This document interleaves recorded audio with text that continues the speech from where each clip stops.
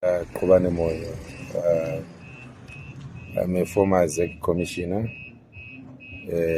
Kodwa ngivele ngingumuntu ovela ngabe eMatsaf. So ukhetho ngendlela endibone ngalo mina. Bona luhambe kuhle kakhulu endaweni eziningi ezeMatsaf. Ama-polling station ethu amaningi avulwe ngesikhathi esiqondileyo, kwavotwa ngendlela eqondileyo, kwavala ngesikhathi esiqondileyo, kwabalwa ngendlela eqondileyo. Abanqobileyo khona simele sibeze ukuthi ngobani, kodwa ama-results anamathiselwe indawo zonke lapho okade kuvotelwa khona.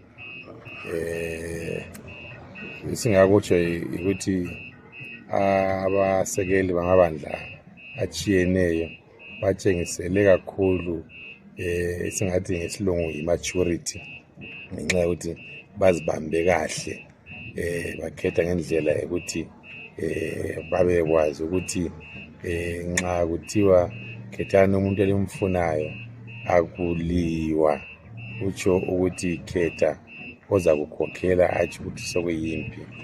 Siyakukhwabitha lokho, siziqhenya ngamaZimbabweni ukuthi indlela ohamba ngayiyo.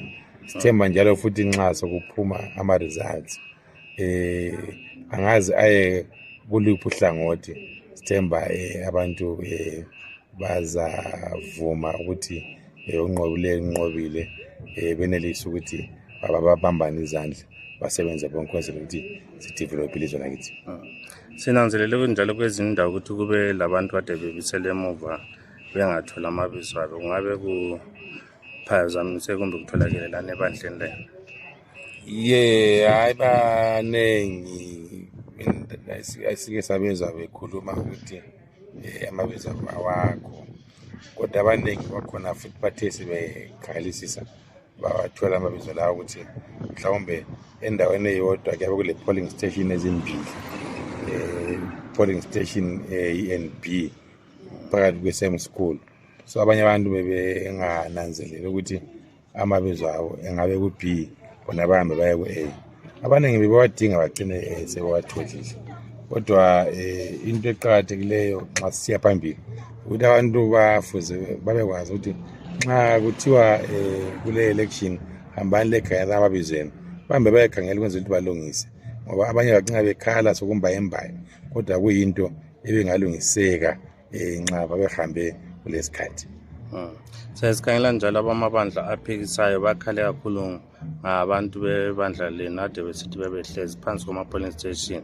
Ngasichazela ukuthi i-poll survey le ade yesenziwa ebimumetheni. Okwenzakala ngaphandle kwe-300 meters ye-polling station akulani lozibani. Lozibani uyavunyelwa ukuthi ayenza akwenzayo ngenxa yokuthi 300 meters ingaphandle kwe-polling station. But ekade kusenzakala la kade mbona khona bekuyikuthi nje abantu nxa bevela khonapho, abantu bedlawo babe lesiqiniseko sokuthi babone ukuthi kanti vele abantu abavela vota bangaki, ukwenzela ukuthi sigcine idatha yethu njengephathi.